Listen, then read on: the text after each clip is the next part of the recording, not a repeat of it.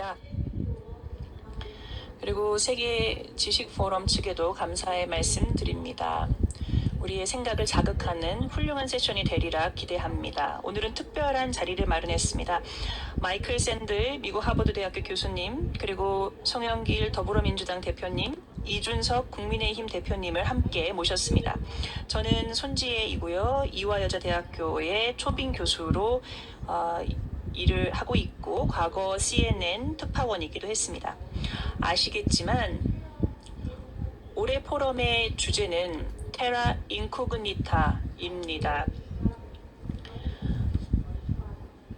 미지의 땅, 특히 코로나 이후에 알 수 없는 세계를 내다보면서 저희는 앞으로 어떠한 세상이 펼쳐질지를 고민할 필요가 있겠습니다. 그러한 상황에서 공정함, 정의를 논의하는 것이 매우 중요하다고 생각하는데 해당 주제의 권위자라고 할 수 있는 샌들 교수님, 그리고 양당 대표님을 모시고 이와 같은 얘기를 한다는 것, 한국의 사회가 어떠한 모습이 펼쳐질지를 논의하는 것이 너무나 적절하다고 봅니다. 자, 그럼 미지의 세계로 함께 가볼까요? 샌들 박사님 함께 하고 계시지요? 네, 함께 해서 기쁩니다. 가장 최근의 책 Tyranny of Merit, 공정하다라는 착각, 한국에서도 베스트셀러입니다만 이 책에서 저희 모두가 생각할 수 있는 굉장히 중요한 이슈들을 제안해 주셨습니다. 몇 가지 컨셉을 조금 함께 나눠주실 수 있을까요? 네, 먼저 세계 지식 포럼에 다시 함께 할 수 있게 되어 너무나 기쁘다는 말씀을 먼저 올리고 싶습니다. 그리고 두 분 정치 지도자와 함께 말씀 나누어 수 있어서 너무나 기쁩니다. 한국이 저에게 큰 영감을 주는 것은 한국이 엄청난 괄목할 만한 경제적인 성장도 이루었지만 민주주의 국가로서 이와 같은 문제를 논의하는데 열정에 있다는 것입니다. 공정한 사회가 과연 무엇일까? 정의로운 사회가 무엇일까에 대한 논의에 적극적이라는 것이죠. 저희의 책에 대한 이야기를 소개하기에 앞서서 TV 프로그램, 제가 요즘 시청하고 있는 프로그램을 소개하고 싶은데요. 스카이캐슬이라는 프로그램 아시는지요? 두 가지를 배웠습니다. 스카이캐슬을 보면서 느낀 점이 두 가지인데 너무나 재미있고요. 아주 좋은 한국 드라마인데 하나는 거기에서 묘사가 되고 있는 특정한 계층이죠. 돈이 많고 가지고 있는, 누리고 있는 자들을 보면서 사실은 격차를 생각하게 됩니다. 한국에만 국한된 얘기는 아닐 것입니다. 빈부격차가 다른 곳에도 있을 것이고 또 이와 같은 계층의 자녀들이 누리고 있는 것들이 얼마나 다를지를 생각하게 됩니다. 미국도 마찬가지이기 때문에 스카이캐슬을 보는 것이 너무나 흥미롭고요. 또 두 번째 제가 느낀 것은 엄청난 압박이 있다라는 것이죠. 저희의 젊은이들, 심지어 우리가 보기에는 금수저라고 할 수 있는 그런 어린이들도 뭔가 입학을 위해 경쟁을 해야지 되는, 명문대로 가기 위한 압박을 느끼고 있다라는 것인데 이 두 가지 문제 모두가 고려가 되어야 됩니다. 기회의 불평등, 돈을 가진 자, 그러지 않은 자들 간의 불평등을 한편 생각해야 될 것이고 거기에서 비롯된 불안과 압력, 가지고 있는 자들, 즉 특권층에서도 느끼고 있는 압박과 불안감이 있다라는 것을 생각해보면 근본적인 문제가 부상하게 됩니다. 경쟁적인 능력주의라는 것, 저희 미국에서도 경험을 하고 있습니다만 아마 한국도 그간 경험했으리라 생각합니다. 민주주의는 사실 어려운 때를 전 세계적으로 맞이하고 있는데 저는 그 이유가 여러 가지 있겠습니다만 승자와 패자 간의 격차가 저희의 정치에도 영향을 주고 저희를 분열시키고 있기 때문이라고 생각합니다. 이러한 분열이 생기는 것은 사실 소득과 부의 불균형 때문이기도 하지만 거기에서만 비롯된 것은 아닙니다. 이와 같은 격차는 제 생각에는 성공에 대한 태도의 변화가 있었기 때문이라고 보는데요. 수십 년간 최근의 경쟁에서 이긴 자들, 경쟁의 승자들은 내가 잘했기 때문에 이겼다. 나의 능력에 대한 증명이다. 라고 생각을 하게 되고요. 또 도태가 된 자들, 소위 패자들은 나 역시 나의 운명을 나의 탓으로 받아들여야 되는가 보다 라고 생각을 하게 되는데, 성공에 대한 이러한 생각 때문에 이 격차가 벌어지고 있는 것입니다. 사실은 우리가 굉장히 매력적으로 생각하는 그러한 아이디어, 즉 능력주의라는 문제일 수도 있는데요. 승자는 충분히 자신의 승리를 누릴 수 있다라는 것 때문에 오히려 지금과 같은 양극화가 생기고 있다고 생각합니다. 승자들은 한편으로는 패자들을 경멸하게 되는 것입니다. 특히 명문대를 졸업을 하고 엄청난 업적을 이루었고 또 새로운 경제적인 결실을 많이 본 이들이 패자들을 경멸을 하게 되고 또 패자들도 그것을 느끼게 되는 것이지요. 그래서 능력주의에서 이기게 된 엘리트주의, 이것이 오히려 반엘리트주의, 그리고 그들에 대한 포퓰리즘으로 이어진 것이 아닌가 싶습니다. 마지막으로 팬데믹에 대한 말씀을 드리고 여러분들의 말씀을 좀 경청해 듣고 싶은데요. 코로나 팬데믹이 시작될 때 이러한 이야기를 들었습니다. 우리 모두 함께 이겨내야 됩니다. 라는 슬로건이 있었습니다. 정치인들, 또 연예인들, 유명인들, 그리고 광고를 통해서 우리 모두가 함께 이겨내고 있습니다. 라는 얘기를 했는데 이것이 무엇을 의미하느냐. 우리 모두 바이러스에 취약하기 때문에 공동의 운명체다. 함께 해야 된다라는 것이었습니다. 그런데 오히려 어떠한 상황이 벌어졌느냐 하면 사회적인 불평등이 이미 있기 때문에 우리 모두 똑같은 타격을 받지 않았다라는 것이지요.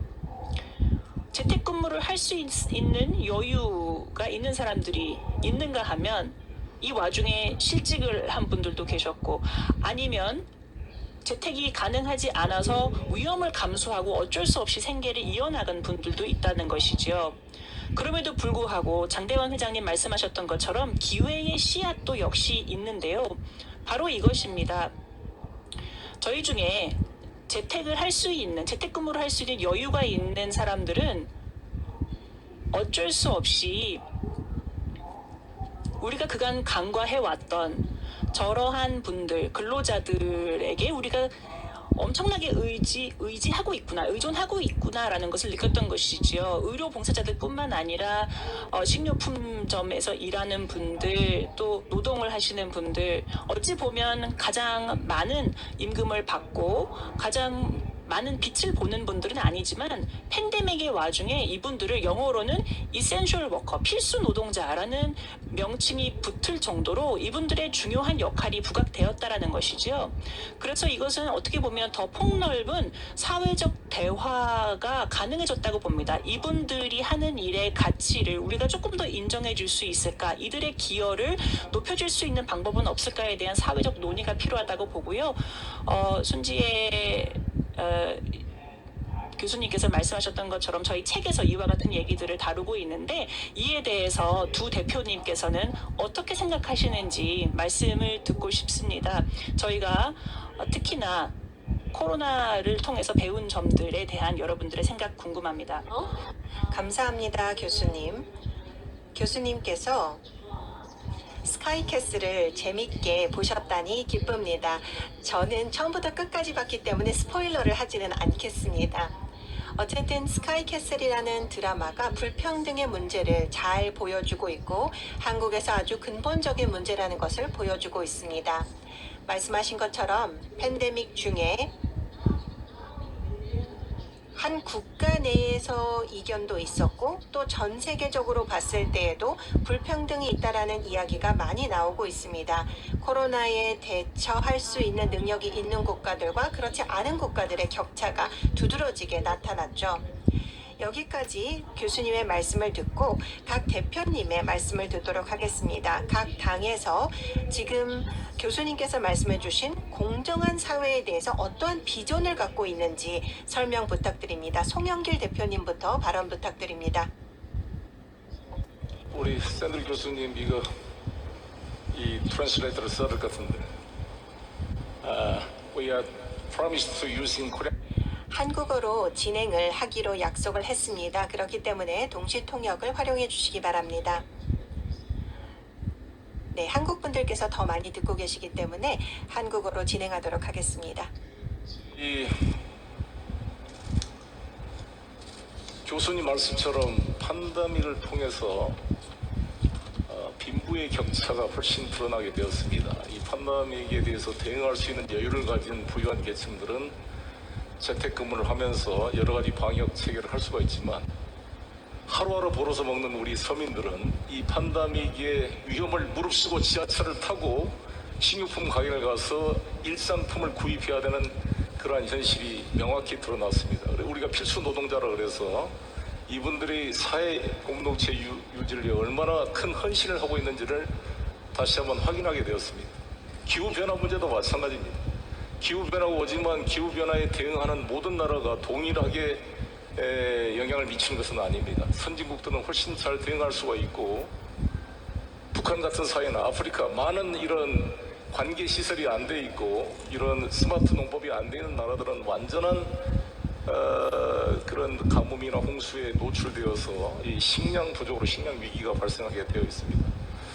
그래서 우리가 같은 공동 운명체다. 공동으로 이것을 해나가자 그러지만 실제적인 불평등 속에 그러한 사회적 솔리데리티가 이루어지기 어려운 면이 있습니다. 이것을 어떻게 해갈 것이냐. 저희 문재인 정부는 이러한 포용적 성장이라는 컨셉을 가지고 이를 보완하기 위해 노력을 하고 있습니다. 공정이란 문제, 어제 저도 어젯밤에 우리 샌들 교수님 책을 다시 한번 쭉 읽어봤습니다만 이 기회의 평등과 결과의 평등만으로서는 해결할 수 없는 조건의 평등을 교수님께서 제시를 하고 있습니다.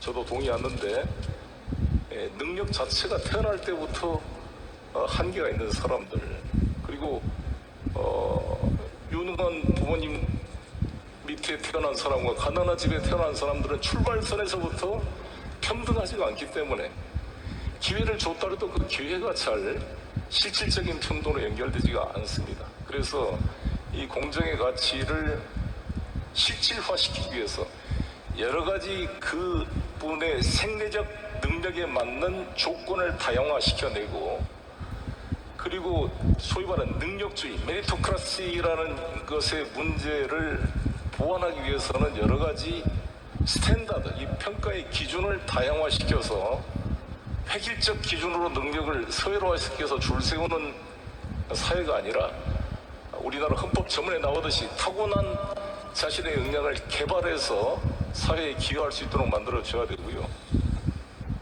특히 교수님 말씀 중에 저한테 다가왔던 말은 dignity of work란 말입니다. 이 노동의 존엄에 대한 것과 스스로 자기를 비하하지 않고 그들의 가치와 존재를 인정해주고 사회적 연대성을 강화시키는 그런 사회를 저희가 지향하고 있습니다. 그러나 저희 집권 여당으로서도 저는 반성하는 것이 우리의 동기와 상관없이 우리의 무능과 지적 태만과 과실로 인해서 동기와 다른 결과를 내는 그러한 정책을 저희들이 잘못 쓸 수도 있기 때문에 야당의 존재가 필요하고 민주주의가 필요하고 독선과 오만을 견제하면서 집단적 지성을 통해 이러한 그 동기에 걸맞는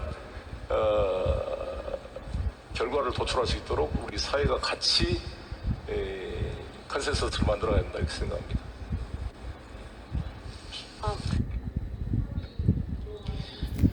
네, 이준석 대표님의 말씀을 듣기 전에 확인을 드리고 싶은데 혹시 샌들 교수님께서 통역을 못 들으셨을까봐 간략하게 제가 요약을 하겠습니다. Totally agree. 송 대표님께서는 교수님께서 말씀하신 사회적 불평등의 평가에 대해서 동의하신다라는 말씀을 해주셨습니다.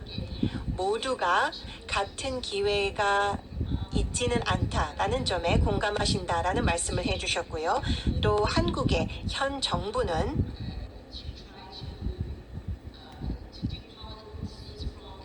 정책을 포용의 측면에서 추진하고 있다라는 점을 말씀해 주셨습니다. 뿐만 아니라 노동의 존엄성을 언급해 주신 것에 대해서 말씀을 해 주셨는데요. 뿐만 아니라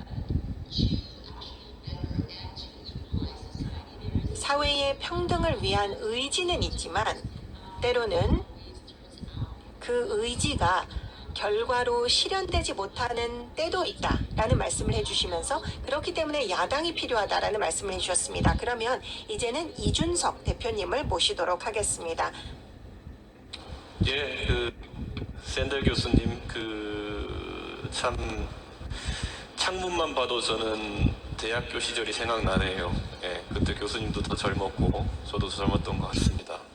예, 그런데 공정에 대한 부분에 대해서 생각해 보자면은 저는 교수님이 스카이캐슬에서 봤던 것과는 또 한국 사회도 많이 변했다, 세계적인 환경도 많이 변했다, 이런 생각을 합니다. 결국에는 공정이라는 것은 사람들이 공정하다고 느끼게 만드는 것이다, 저는 이렇게 생각합니다.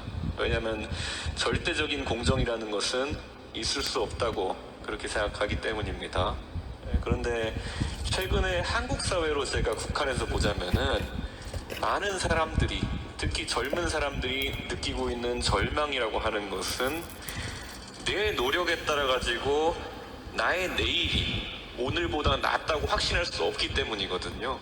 그리고 어제보다 오늘이 나은 세상에 살고 있다는 확신을 갖지 못하기 때문에 그렇다, 이렇게 생각하고, 한국은 1960년대부터 성장하면서 지금까지 한 50년 동안 그 믿음이 깨어지지 않은 그런 사회였습니다. 노력으로서 다른 사람과의 관계는 떼어놓고 내 삶이 어제보다 오늘이 나아지지 않는다는 확신이 있기 때문에 그것에 저항하는 것이고 새로운 시스템을 원한다, 저는 이런 생각을 합니다. 그런데 교수님께서 말씀하신 것들 중에 그러면 엘리트라고 하는 사람들은 항상 그러면 이 우위를 가져갈 수 있겠느냐, 항상 엘리트는 지금의 유리함을 가져갈 수 있겠느냐에 대해서 저는 아니라고 봅니다. 교수님께서 한국의 정치 상황을 계속 팔로우 하시는지 모르겠지만은 제가 이번에 야당의 당대표가 된 것도 어쩌면 지금까지의 정치 엘리트들에 대한 강한 저항이었다, 저는 이렇게 봅니다.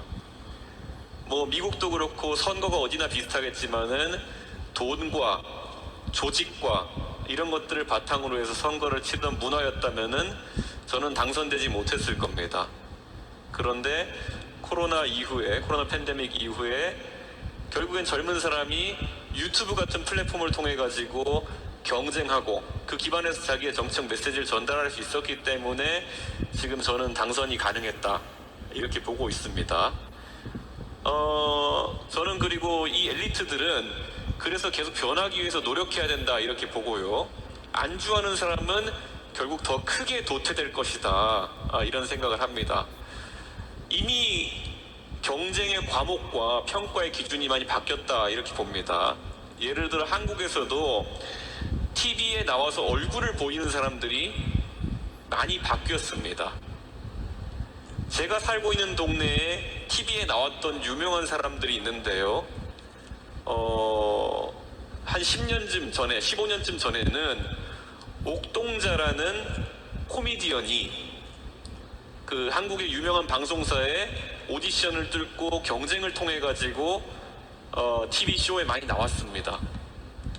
그 다음에는 전혀 방송이나 이런 것에 대한 체계적인 준비를 하지 않고 교육을 받지 않았던 저 같은 사람이 방송 평론하면서 방송에 많이 나왔습니다. 방송을 한 번도 하고 싶지 않았는데도 말이죠. 그럼 지금 최근에 저희 동네에서, 제가 사는 동네에서 가장 잘 나가는 방송하는 사람이 누군가를 봤더니만은 한국에는 먹방이라고 있습니다. 유튜브에서 자기가 음식을 먹는 모습을 보여줌으로 인해 가지고 사람들이 자기한테 관심을 보여주는 그런 먹방이라는 것이 있는데, 그 먹방 유튜버는 쯔양이라는 친구가 구독자 수가 400만 명입니다, 유튜브에. 그러니까 저는 이 방송이라는 환경 속에서도 경쟁의 그런 어떤 기준이라든지 평가 방법이 많이 바뀌어가고 있기 때문에 엘리트는 절대 엘리트에 안주할 수 없는 상황이 또 다가오고 있다. 예, 그런 생각을 합니다.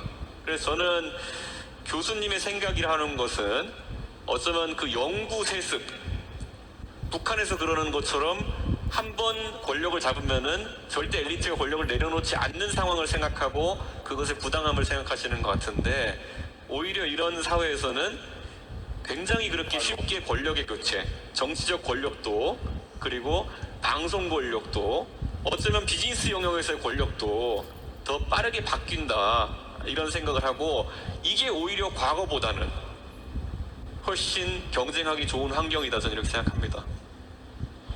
Thank you, Chairman Lee. Chairman Song is just 네, 감사합니다. 송 대표님께서 제 옆에 계신데요. 첨언을 하고 싶으시다라는 말씀을 해주셨기 때문에 짧게만 시간을 내어드리도록 하겠습니다. 소셜 모빌리티가 이제 소위 이것을 극복하는 것이다. 양극화를 극복하는 방안이다. 그래서 교육의 중요성을 강조합니다. 우리 이준석 이런 아직 현역 국회의원이 아닌 분이 야당 대표가 된 것도 사회적 이동성의 한 신뢰고, 저도 가난한 농부의 아들로 태어났는데 이렇게까지 된 것도 하나의 우리 세대의 사회적 이동성이 컸습니다. 그런데 지금 우리 젊은이들한테는 사회적 이동성이 거의 제한됐습니다. 교육이 새로운 사회적 이동성을 보장하는 수단이라보다는 특권 계층의 자녀들이 자신의 특권을 다시 한번 공고히 하는 구조로 많이 전락했어요. 하버드대도 마찬가지고 서울대학교도 저소득층이 10% 이하로 줄어들고 있습니다. 그래서 이런 것을 하기 위한 우리가 쿼터제라든지 어퍼머티브 액션 같은 여러 가지 사회적 정책이 저는 보완돼서 조건의 평등을 만들어 가야 된다, 이렇게 생각합니다. so before 네, 이준석 대표님을 모시기 이전에 샌델 교수님을 한번 모시도록 하겠습니다. 이준석 대표님께서 말씀을 해주신 것을 기억해 보면 변화의 징조 중에 하나가, 물론 여전히 젊은 세대에 많은 어려움들이 있기는 하지만 이준석 대표님 같은 분이 최대 야당의 대표가 되셨다라는 것 자체가 변화의 징후다라고 말씀을 해주셨습니다. 송영길 대표님께서는 사회적 이동성이 한국에서 여전히 굉장히 어렵다라는 말씀을 해주셨습니다. 샌델 교수님께서는 어떻게 생각하시는지요? 네, 아주 흥미로운 관찰을 해주셨습니다. 사회적 이동성의 질문은 바로 지금의 어려움의 핵심에 있다라고 생각합니다. 한국이 직면해 있는, 또 미국이 직면해 있는 도전 과제의 핵심이라고 생각합니다. 보다 공정한 사회를 만드는 데 있어서 가장 큰 어려움이 되고 있죠. 과거에는 불평등에 대응하기 위해서 소득의 불평등, 부의 불평등, 권력의 불평등에 대응하기 위한 수단은 이동성이라고 생각을 했습니다. 개개인이 고등교육을 통해 사회적 이동성을 확보하는 것이 가장 좋은 방법이라고 생각해 왔습니다. 그렇지만 이준석 대표님도 송영길 대표님도 말씀을 해주신 것처럼 이 두 분은 아주 대표적인, 많은 사람에게 영감을 줄 수 있는 사회적 이동성의 사례이십니다. 각 당의 대표로 임명이 되신 것 자체가 엄청난 성과이죠. 그럼에도 불구하고 여전히 사회 내에서는 많은 우려가 있습니다. 전 세계 많은 민주주의적 사회에서 마찬가지로 나타나는 현상이 사회적 이동성 그 자체만으로 충분하지 않다라는 우려가 발생하고 있습니다. 불평등에 대처하고 양극화에 대처하기 위해서는 불충분하다라는 여론이 형성이 되고 있습니다. 이준석 대표님께서 말씀해 주시기를 지금 현재 많은 젊은 층이 좌절을 겪고 있다라는 말씀을 해주고 계시죠. 체제 안에서, 사회적 체제 내에서 하라는 대로 했고 열심히 공부를 했고 대학에 갔고, 그럼에도 불구하고 여전히 많은 젊은이들이 자신들이 기대했던 기회들, 약속받았던 기회들이 존재하지 않는다라고 생각하고 있습니다. 한국에서 진행된 설문을 제가 본 적이 있었는데요. 그 설문의 질문을 보면 한국의 유명한 말인, 영어로는 이렇게 표현이 되어 있더라고요.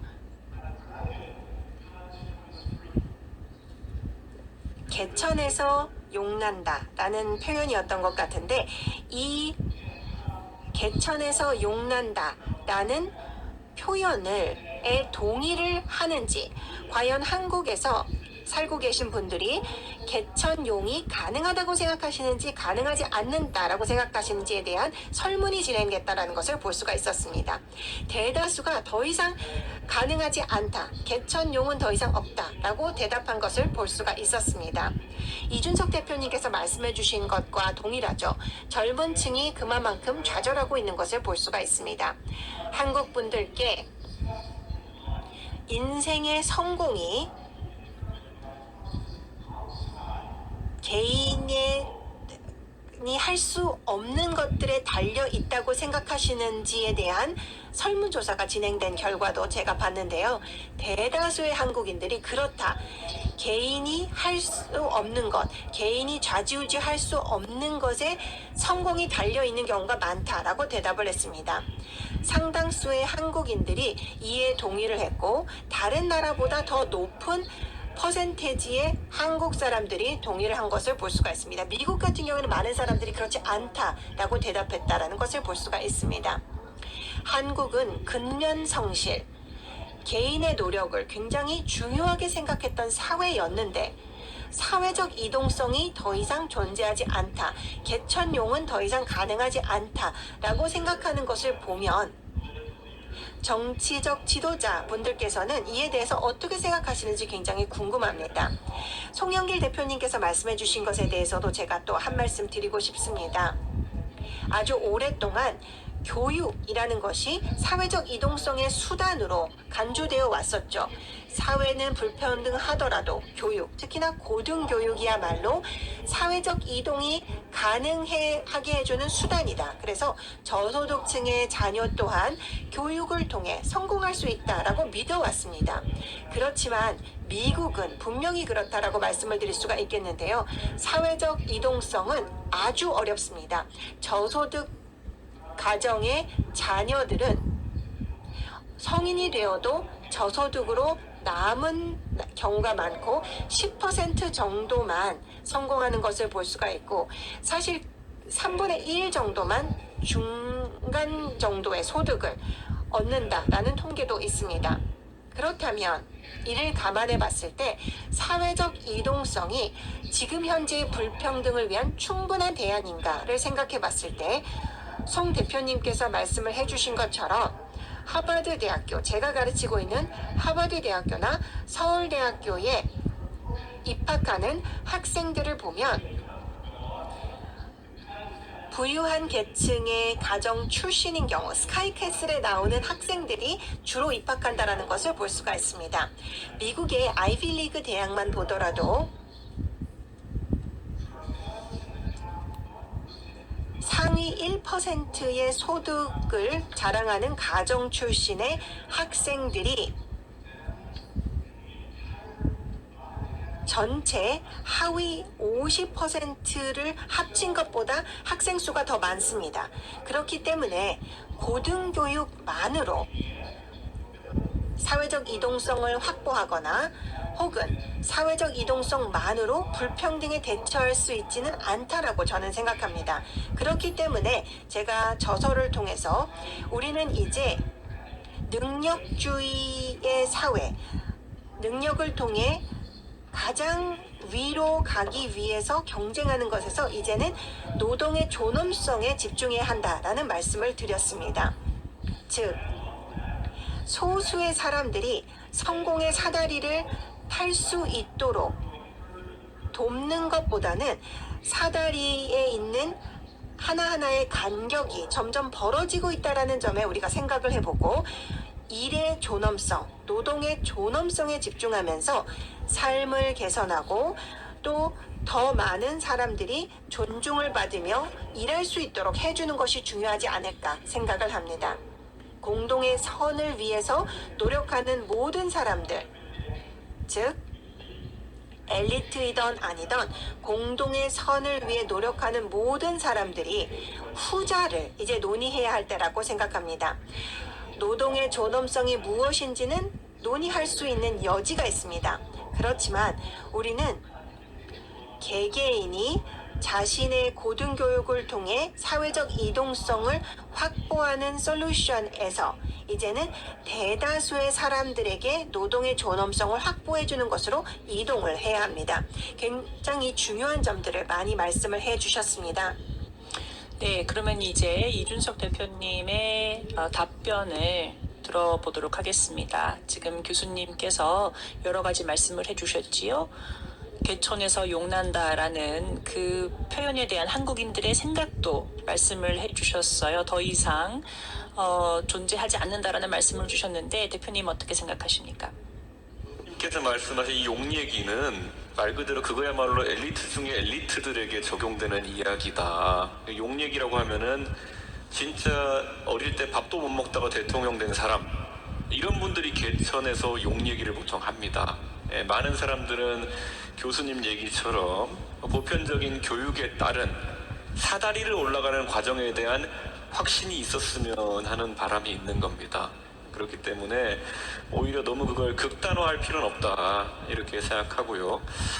저는 교육이 있어가지고 교육이 유일한 해법이라고 보지도 않고, 특히 교수님이 강조하시는 부유층에 어쨌든 대한 어떤 그런 아주 카르텔화대한 그런 어떤 대학 교육에 있어가지고의 장점이 나중에 삶의 성공을 좌우하는 뭐 그런 것들에 대해서는 저도 부정적으로 생각하고, 어쩌면 아까 제가 방송계에 있어가지고 대단한 교육을 받고 좋은 방송국에 들어가가지고 방송인으로 성장하는 스토리보다 한국의 젊은 세대가 요즘 바라보는 것은 오히려 진짜 20불 주고 산 웹캠 하나를 바탕으로 자기가 뭔가 도전을 해볼 수 있다는, 그래서 400만 500명 구독자를 가진 그런 유튜버가 될 수 있다는 그런 어떤 시스템에 저는 기반을 둬서 젊은 세대의 욕구를 지금 분석하고 있습니다.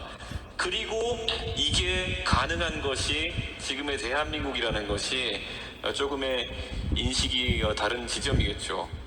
저는 그런 생각을 합니다. 대한민국이랑 미국을 비교하면은 아직까지는 빈부의 격차에 따른 기회의 격차라는 것이 아주 극단적이지까지는 않습니다. 교수님도 아시겠지만은 대한민국의 인구의 90% 이상은 반경 100마일 안에서 태어납니다. 같이. 그렇기 때문에 굉장히 많은 것들을 공유합니다. 다 같이 같은 TV쇼를 보고, 그리고 같은 어떤 환경 속에서 공부하고, 아직까지는 그 격차가 아주 크지 않습니다. 그렇기 때문에 이 교육이라는 틀 안에서 공정한 교육과 공정한 경쟁이 가능하다고 믿는 사람들이 있는 것이겠죠.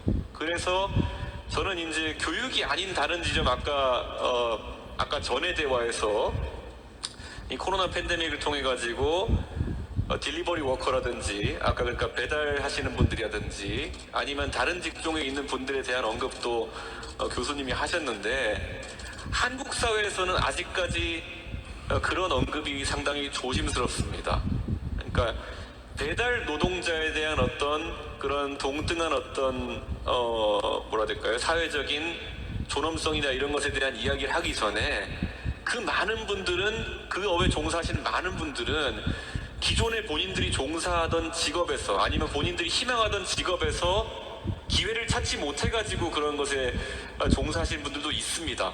그렇기 때문에 저는 그걸 대안적으로 어떤 제시하기는 좀 위험한 지점이 있다 이런 생각이 들고, 저는 아직까지도 한국은 강렬하게 교육을 통한 가능성을 믿는 나라다.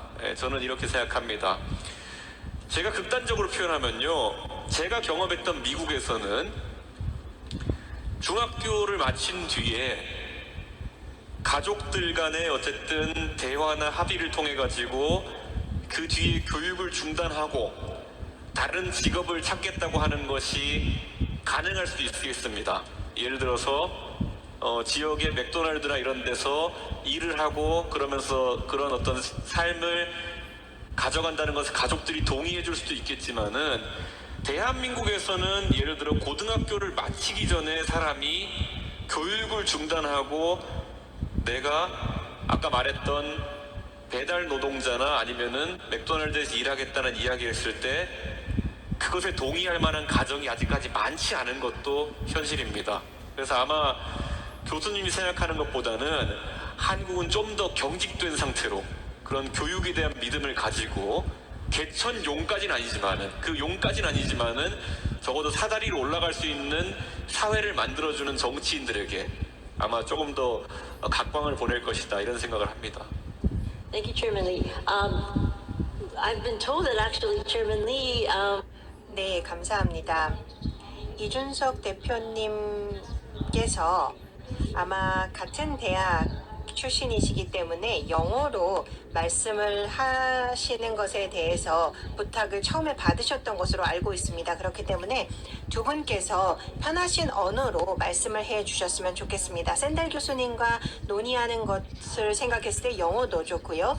그리고 또 청중분들과 소통하기 위해서 한국어로도 말씀해 주시겠습니다. 물론 동시 통역하시는 분들께서는 굉장히 헷갈려서 힘드시겠지만 편하신 언어로 말씀해 주시기 바랍니다. 다음으로는 송 대표님을 모시고 발언을 듣도록 하겠습니다. 사회적 이동성이라는 게 하층 계층에서 특별한 영웅만 이렇게 올라가는 거예요. 예를 들어 오바마라는 분이 흑인 출신인데 대통령이 됐다. 대다수 흑인 계층들에 대한 차별과 불평등은 존재하는데 본인만 대통령이 됐다. 그것이 흑인의 불평등 구조를 합리화하는 수단과 홍보로 전락돼서는 안 된다고 생각합니다. 프로메테우스가 불을 신들의 세계에 훔쳐서 인간에게 세계에 가져오듯이 사회적 이동이라는 것이 그들의 그가 속해 있던 삶의 수준 전체를 향상시키는 데 기여하는 것이 돼야지, 신데렐라처럼 하나 뽑힌 몇 사람의 애를 가지고 문제를 해결할 수 있는 건 아니다고 생각합니다. 근데 그것이 이제 교육이 역할을 해야 되는데, 그러려면 교육이 기존 지배계층의 자녀들이 아빠 찬스를 써서 좋은 사교육 받고 좋은 로스쿨 가고 좋은 대학 가서 그대로 아버지의 지위를 다시 한번 재확인하고 상속하는 구조가 아니라, 가난한 서민의 아들도 좋은 대학 가고 뭔가 기회를 주려면 일단 너무나 미국, 한국은 학비가 비쌉니다. 그래서 이번에 우리나라 예산도요, 거의 이 반값 등록금을 현실화시키려고 합니다.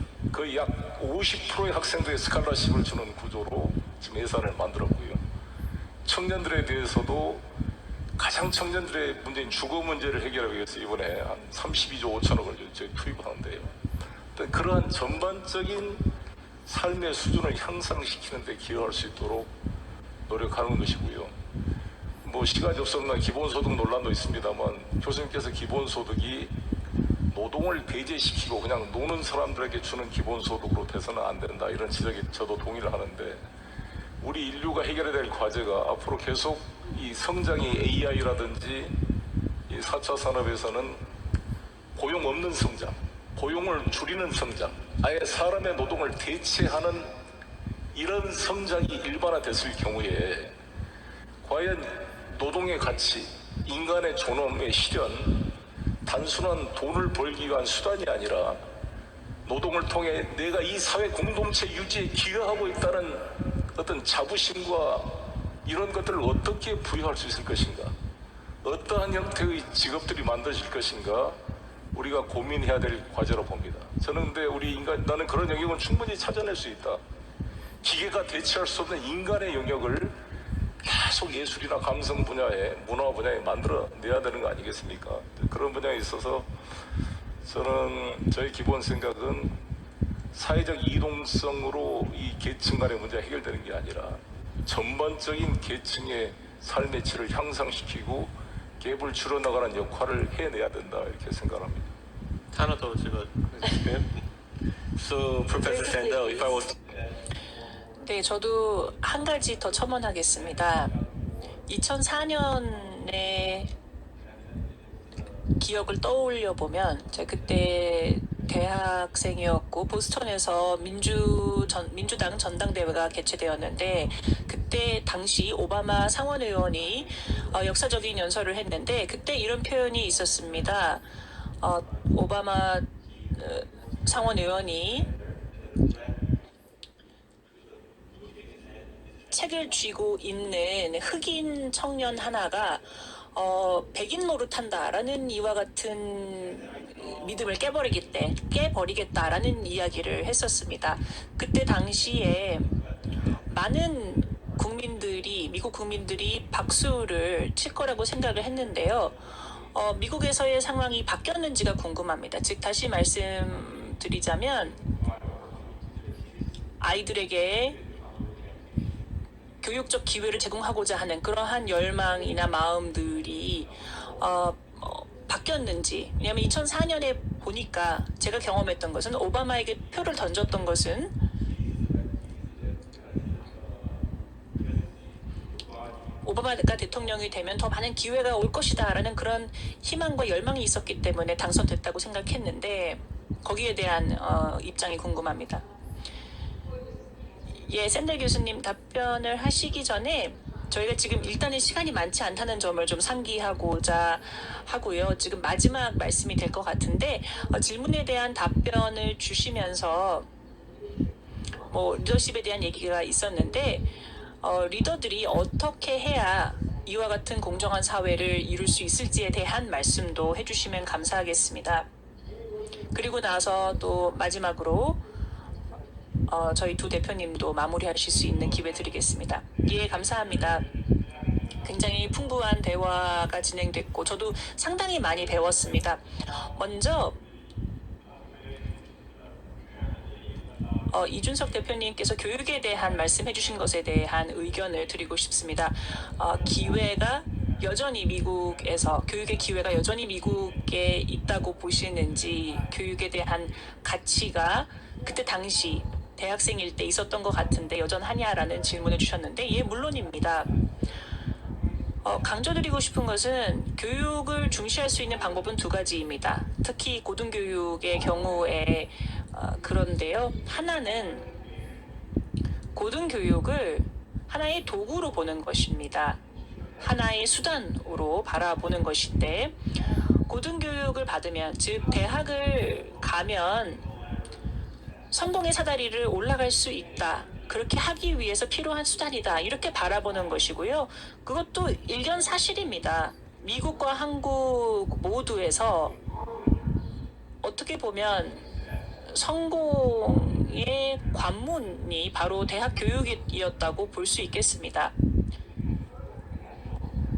대학 교육을 받으면서 능력주의 사회에서 능력을 소위 탑재할 수 있는, 그래서 시장에서 보상받을 수 있는 능력들을 대학에서 키우게 되는 것이죠. 근데 두 번째 더 중요하다고 볼 수 있는 가치는 바로 일정 정도의 대가가 있다는 것입니다. 그것은요, 저희가 교육이 가지고 있는 본질적인 가치를 잊게 된다는 것인데, 저는 개인적으로 저희 학생들을 보면 참 걱정이 큽니다. 정말 열심히 공부합니다. 고등학교 때부터, 그 이전부터도 엄청나게 노력을 했고 입시 경쟁을 치열하게 치러서 들어온 학생들인데요.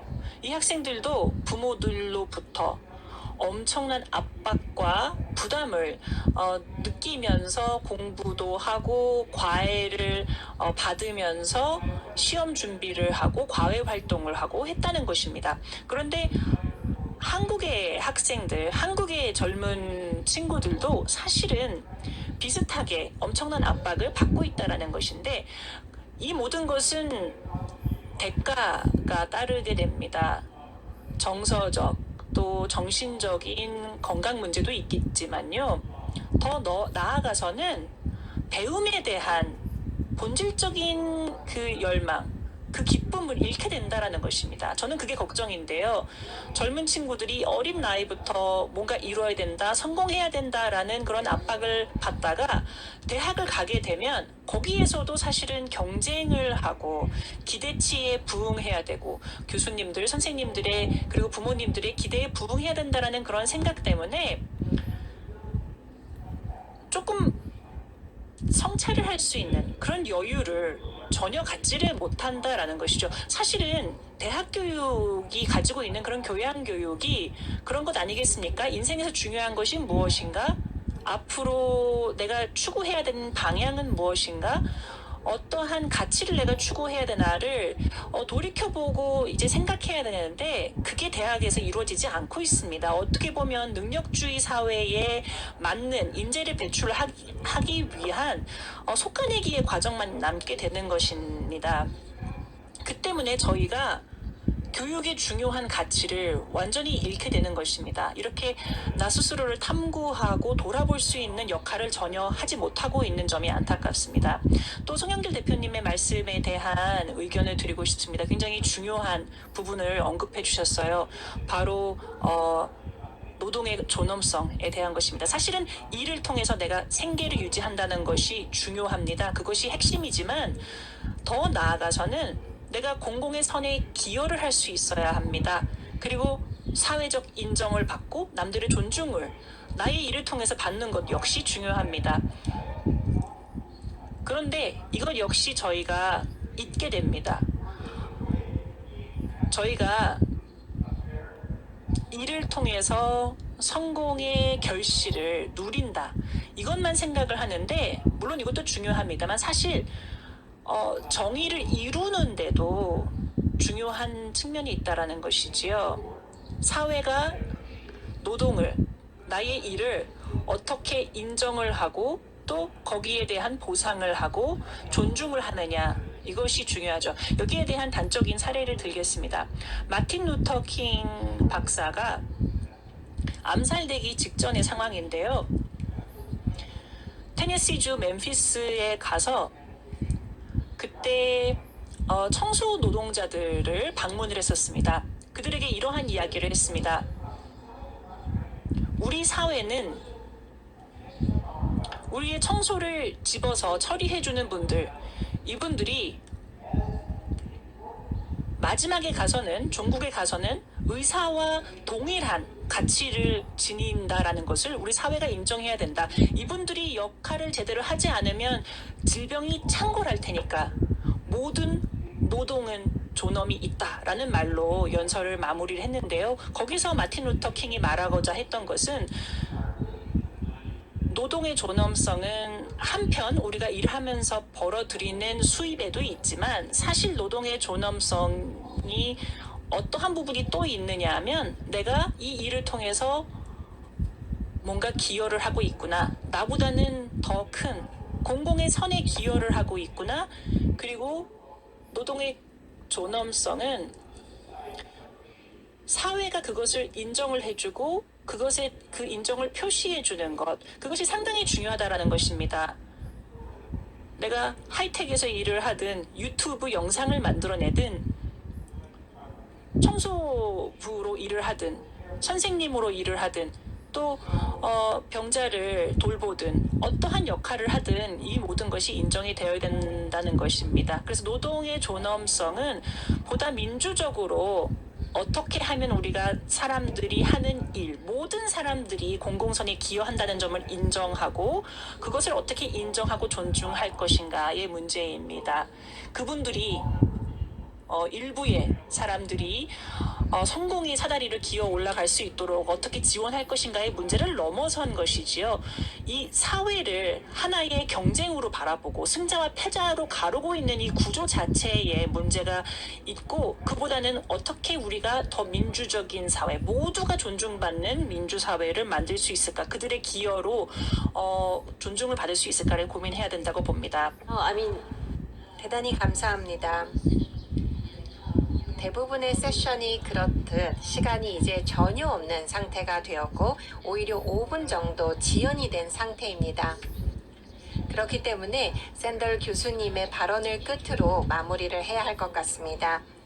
송 대표님과 이 대표님께서 이 자리에 함께 해주신 것에 대해서 감사의 말씀을 드립니다. 두 분 대표님께서 함께 하셨다는 것 자체가 모두를 위한 공정한 사회를 위해 함께 노력할 의지를 보여주셨다라고 생각을 합니다. 많은 것들을 생각할 수 있는 여지를 주셔서 감사드립니다. 세계 지식 포럼을 통해 우리의 사회와 한국의 미래를 함께 상상해 볼 수 있는 근간이 될 것이라 생각합니다. 감사합니다. 대단히 감사합니다. 너무나도 흥미진진한 논의였습니다. 이렇게 저명한 연사분들을 모시게 되어서 기쁘게 생각합니다. 다시 한번 샌덜 교수님, 송 대표님, 이 대표님, 그리고 손지혜 교수님께 감사의 말씀을 드립니다. 다시 한번 큰 박수 부탁드립니다. 감사합니다.